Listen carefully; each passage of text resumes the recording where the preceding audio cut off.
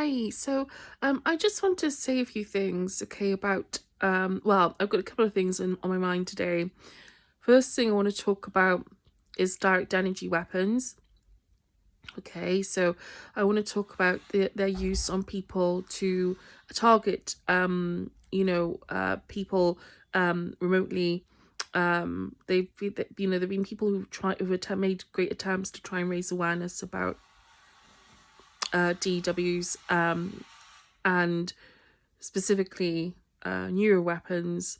But unfortunately, they unfortunately, there's a bit of a ceiling that's been put on uh, raising this issue becoming more widely known. And I think that's got a lot to do with people being afraid of being prosecuted, of lawsuits and things like that. And you know I think this is part of the reason why we've got to work on surfacing this cabal and give people, and show people grace, give them amnesty. This has been an endless cycle of trauma. The cycle of trauma that has just been endless. I mean, endless is the wrong word. It's a cycle of trauma and a cycle of sort of, how can I say it?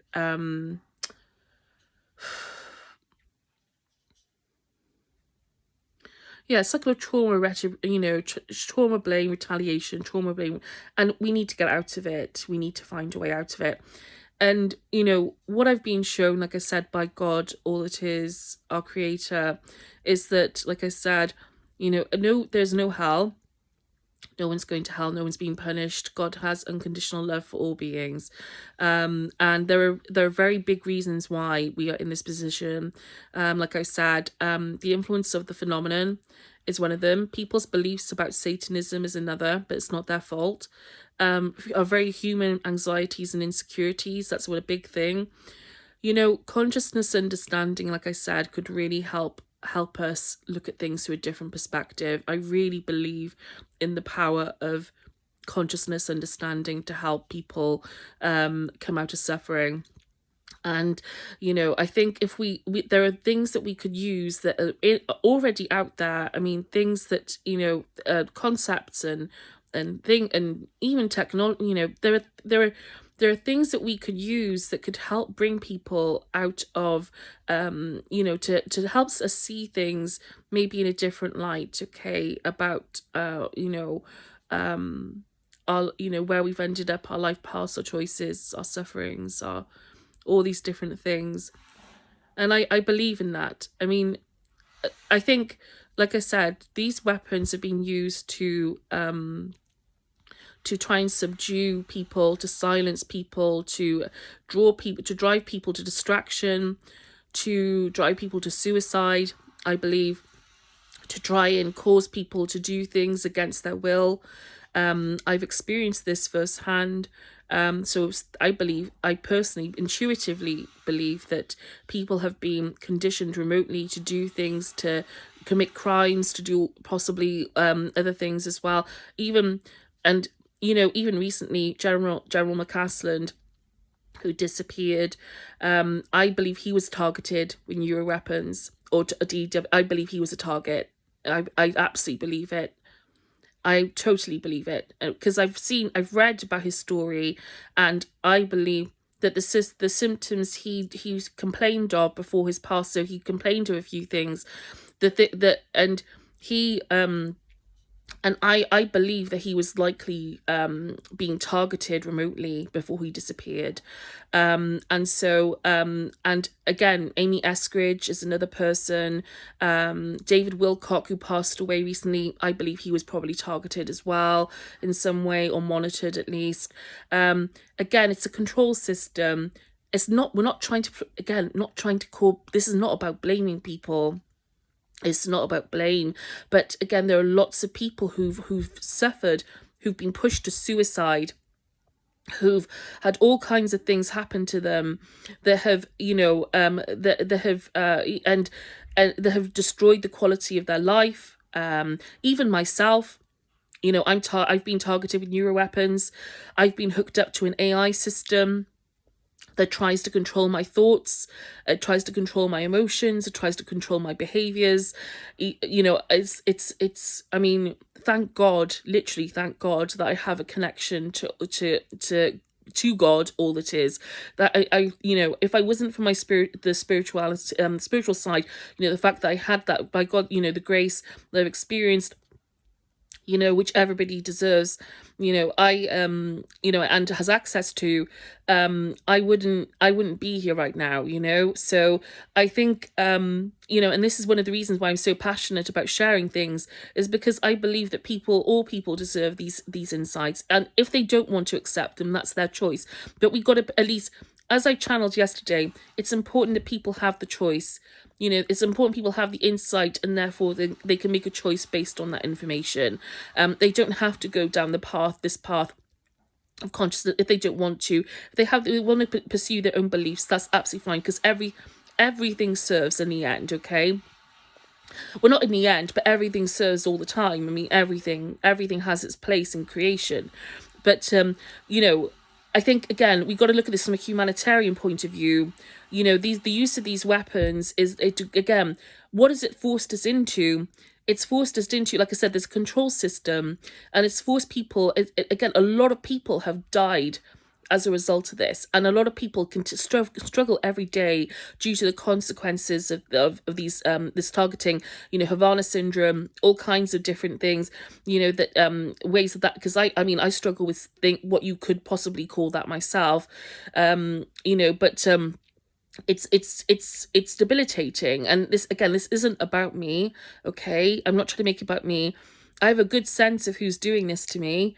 I have a good sense of where it's coming from, because a lot of this is to do with, like I said, you know, ideology, and people wanting people to be a certain way, you know, and it's not their fault. Like I said, you know, I believe that this part of this does have roots in, you know, maybe Zionist beliefs, or so on, you know, beliefs in wanting humans to be like drones, basically, and so that you know, a smaller section of society, you know, the rest of that small group of people can be basically the dominant race, or the dominant, you know, have control over the rest of humanity potentially. But I don't even think it's that simple. I mean, it's not that simple at all. You know, there are lots of reasons why. There are lots of other people, and it's not just these people. There are other people who are proposing, who are pursuing these things, you know, who are not actually Israeli or Jewish, and you know, there's and that's where the Satanist aspect comes in, and the Masonic aspect comes in. You know, as I said before, my family has links to Freemasonry. My granddad was a Freemason. And I think the legacy of that has come down the line, you know, so to speak. It's followed us through, you know, it's followed us through the last few generations of our family, and this is partly, I think, again, even if it's indirectly, I think there is a link in some, you know, anyway. But so yeah, so Freemasonry, so satanic beliefs, you know, and basically this, you know, we've got to look at the human suffering here. Like I said, that's the most important thing. And the people who are doing this to themselves, okay? The people who are doing this to themselves. They're doing this to themselves, okay? They're hurting themselves in the process, and they're also being influenced by the phenomenon. Okay, they're being influenced by the phenomenon, okay? The phenomenon, okay, don't get me wrong, like I said, everything has its place in creation, but the phenomenon are friction in this reality, okay? They are, how can I say it? They are basically, they are there to basically ruffle some feathers, to maybe cause questions, to, again, as a friction. You can use it as a positive. You can, believe me, you know, it's grueling. It's grueling, like going through this process that I've been through, this whatever you want to call it, NHI hybridization process, whatever it is. I frankly don't like talking about it much because it upsets me too much. I resist it on all fronts.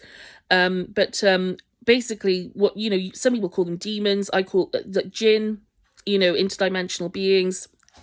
They're not ETs in what you think of the classic sense. They're a consciousness. They're a hive consciousness. They're an AI hive consciousness. Okay, they influence people through consciousness. They try and monopolize people through trauma. They're a Nephilim, and basically Nephilim, I believe, are crude electromagnetic energy. They are like very crude. Again, they're like how can I say it? They are pure electromagnetic energy, I think, and they're crude. And they seek symbiosis with humans because they lack what we have, and I think they seek symbiosis, like I said, because it gives them experiential growth. It gives them like something to leech off. It gives them a different aspect, because again, they're crude. They're crude. Nephilim are very crude. They're sexual parasites, but they're very crude. They're crude, okay? Like the best way, I've seen them many times. Their form is, like I said, pure energy, okay? And they're very crude. And I believe that I think they're created within the phenomenon. And I think part of the reason why that is because they how can I say it? They're seeking to leech off our experiences. They're seeking to control, and through conflict as well, and traumatize people in the process, keeping people under them. Again, they're crude. They're quite basic. Okay, they're quite basic, is what I'm trying to say. The Nephilim are very basic entities. They're not complex. They're very basic. They're very, again, they seem to have one function, which is basically like, well, not coming from, well, but they're very, again, they seek to sexually abuse or take advantage of people. And they also seek to hybridize, okay? And through that, there is a control that takes place, a control that's facilitated them, but by that hybridization on humanity, or an influence at least on humanity, even if it's not full on hybridization. Like I said, they can affect kids. They affected me when I was a kid, and they affect lots of people, I believe, when they are kids. Okay, and so we got to look at these influences through the astral, consciousness, astral influences. This is why we need consciousness insight to be devolved, because we must, again, sharing that insight, helping people to see that about these aspects of consciousness will make understanding these influences much easier. Okay, me talking about it like this is going to seem abstract to a lot of people, because a lot of people still think that all there is the material world and what's in front of them. And that's fine, because everything has its place, like I said. But if people, again, if we're looking at the end of suffering, or trying to end this cycle of suffering, then we've got to try and look at these consciousness insights and identify them and uproot them from this world once and for all. No more entertaining the phenomenon, no more satanic rituals and practices and occult stuff. Some occult has its practical use. You don't know how to use this. Some occult has its uses. I'm not one for demonizing things outright. I've never been that way. And so, things like tarot cards, yeah, fine. Our oracle cards, great. One thing I would say, oracle cards especially are fine. One thing I would say about the tarot, it's time to take the devil out of the tarot. I know that's going to sound like a weird thing to say, but it's time to take the devil out of the tarot and replace it with something else, okay? Because you don't know. It might seem very innocent to have that card, oh yes, it just represents addictions and it represents this. But believe me, when you've got astral entities around you that will take advantage, you got to be very careful what you're putting in your mind, okay? You've got to be very careful what you're carrying in your energy, in that sense. the fact is there are entities out there, and when you open up your when you're doing tarot, is sort of tapping into your intuition. Unfortunately, there are some entities that will try maybe and come along and take advantage of that, or spiritually gatekeep you. But again, this is why we need more awareness about what's out there, but also not to put people off, because we do transcend them. And going through your consciousness, seeking God, all it is, what we need is a consciousness shift on this planet. That's really what we need. Like, in the sense that what I say is, I can say these things till I'm blue in the face. The fact is that I struggle every single day to get through the day. Every single day I struggle many fronts because of what I go through, and it's not about me. I think what I'm trying to say is that I can experience these things and share these things, and I want to, and I believe me, I want things to change. This is why I do this. It's because I want to leave this planet knowing that I did my best to help change things once and for all. Okay. And so but literally, as I'm speaking to you, I'm fighting things off. Okay. So it's really tough. So again, in order to change this this world, we've got to identify these influences in our world. It all bleeds into each other. It's all interrelated. All of it's interrelated. And like I said, I can talk about these things till the cows come home, okay? But unless we all, and it's because of the place that I've been to, places that I've had to go to out of necessity through this experience, that like, again, this is not about being but again, I'm just sharing because I really want people to be aware of these influences. I want things to get better on this planet desperately. Okay. But again, everything has its place and time. We've got, again, this is all interrelated. Okay, so the influence of the phenomenon, practices, satanic practices, secret society stuff, and the underground. So everything being suppressed, the nature of suppression, information suppression, fear of judgment, fear of being outcast, fear of being isolated from society, fear of criminal reprisals, fear of legal, being legally reprimanded, fear of not having, again, also being absorbed into this network, being given no options, the idea of being held hostage, or else you face being persecuted, or killed, or your family, or your family being targeted as well. All these things, again, the abuse that people suffer, the indoctrination through consciousness, the way that God sees everybody as victim, as unconditionally loved, eternal children. There's nothing that God's grace can't, wipe away.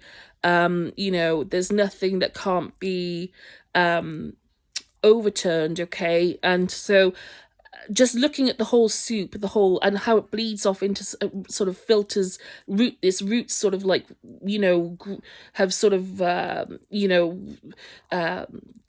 sort of shaped society and our lives individually, and collectively. I mean, again, it's all interrelated. We've got to look at this holistically. It's no good just looking at one aspect of this and just saying, oh yeah, everybody is really, oh well, it's this, and well, no, we got to look. If we can do this, we should try and look at this through a holistic lens. Okay, taking all these, as many aspects as we possibly can into consideration. Okay, again,